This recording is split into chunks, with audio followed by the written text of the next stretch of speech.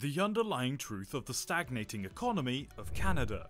As you all know, Canada is a country in North America with abundant land and less population. It's surrounded by Atlantic Ocean and Pacific Ocean on either side. It is the second largest country in the world.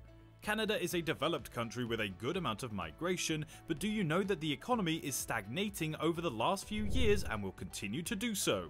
Well, welcome to Proactive Investing.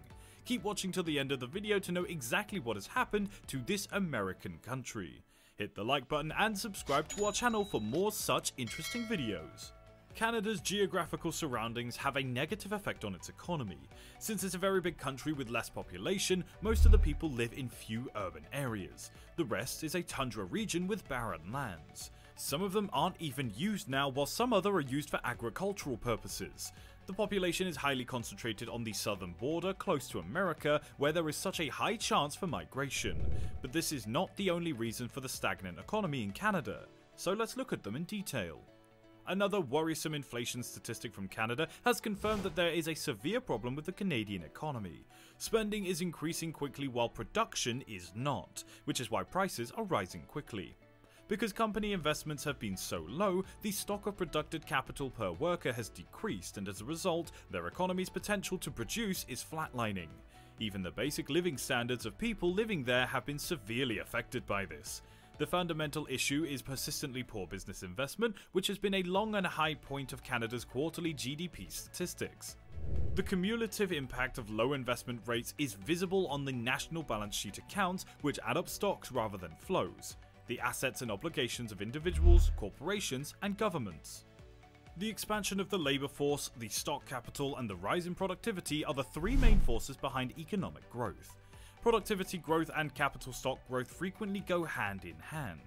Businesses that invest in new buildings, engineering structures, machinery, equipment, and intellectual property like software provide their employees with better tools to use, increasing their productivity and hourly wages.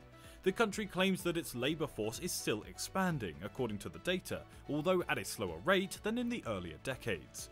However, they are using fewer non-resident buildings, pieces of equipment, pieces of software, and other items per worker. The real stock of company capital per employee is down by 3% from before the pandemic. Non-residential structures are the only category of business capital that has increased more quickly than labour force during the fourth quarter of 2019.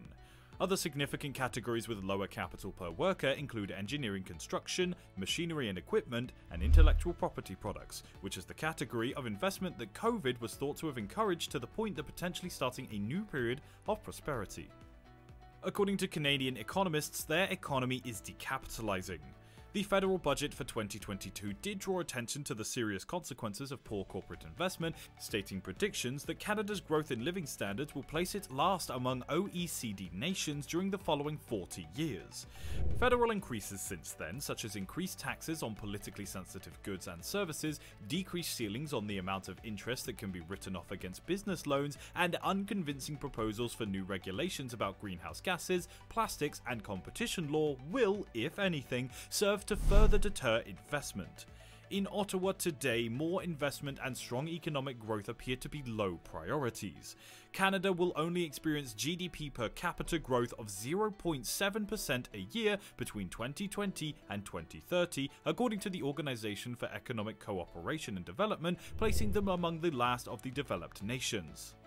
Ottawa ought to have been very concerned about this, as one could anticipate. The administration isn't paying much attention to improving the living conditions of Canadians, despite having 39 cabinet ministers, which is conceivably the largest executive branch of any national government for a significant nation.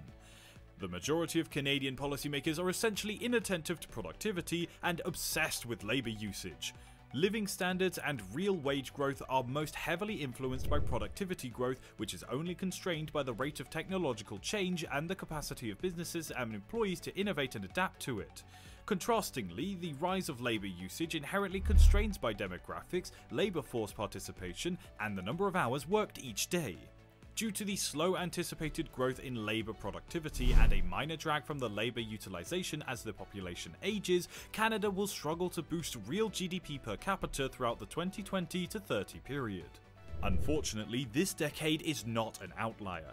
Among all advanced economies through the year 2030 to 60, the OECD projects that Canada will have the poorest real per capita GDP growth. Again, the underwhelming productivity increase is the key factor. Now, you might think about why this happens, even though the migration rate in Canada is so high. Well, we'll leave the answers for you, so do let us know in the comments, and also don't forget to subscribe to the channel, and if you're liking the video so far, well then click the like button.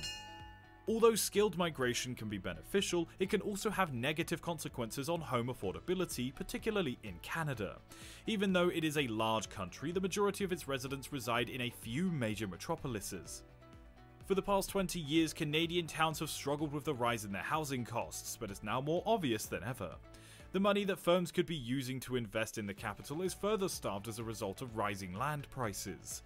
If a company spends more money on leasing or purchasing its buildings, it won't have much left over to spend on its employees' salaries and the equipment it needs to boost the economy. Additionally, it will make it more difficult for those companies to get capital because banks and investors would be more lured into the real estate market than the market for business finance. Ironically, the problem of competent Canadians wishing to relocate to American areas where they can make much more money and spend much less is being made worse by the housing affordability issue. Even the central banks are increasing their interest rates, which were 0.25% last year, and this year are about 3.25%. The reason given by the financial authorities of the country for such a huge increase is that, quote, "It will be challenging to maintain the same monetary policies as in the last 10 years in order to achieve low and steady inflation in the upcoming 10 years. It's an age transition." End quote. Also, there is a clear rivalry between Canada and America in terms of using talent. They are well-known trading partners, neighbouring countries and all, but when we look at the migration rates, it is clear that more Canadians are relocating to America than vice versa.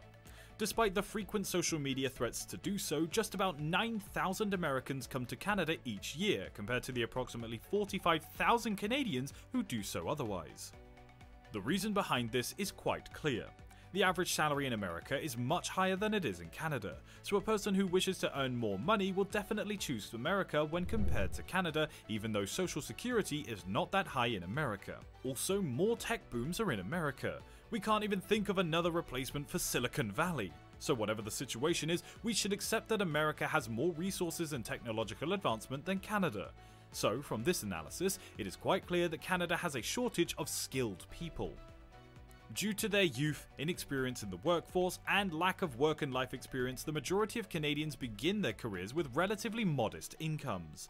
Their income normally rises once they finish school and develop work-related abilities until it reaches its peak in its middle age, after which it typically starts to decline as they approach retirement.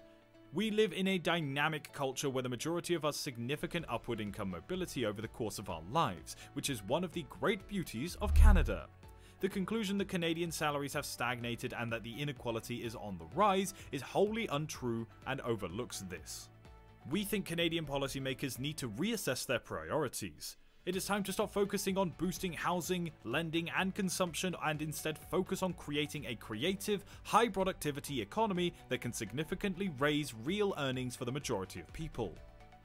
It will be necessary to consider carefully how to increase productivity through higher business investment per employee, scaling Canadian firms, having more companies using cutting-edge technologies, and establishing modernized policy regimes that recognize the crucial roles of data, intellectual property, and intangible assets in sustaining prosperity in the digital age. Both the tone and the policies need to change. Without them, Canada's economy appears destined to continue its gloomy decapitalization. To increase their productivity and income, Canadian workers need greater resources and better technology. If not, both the current expansion and the long-time standard of living are in jeopardy. I hope you've enjoyed, because that will conclude today's video. For more such content, smash that like button and subscribe to our channel, Proactive Investing. We'll see you in the next video.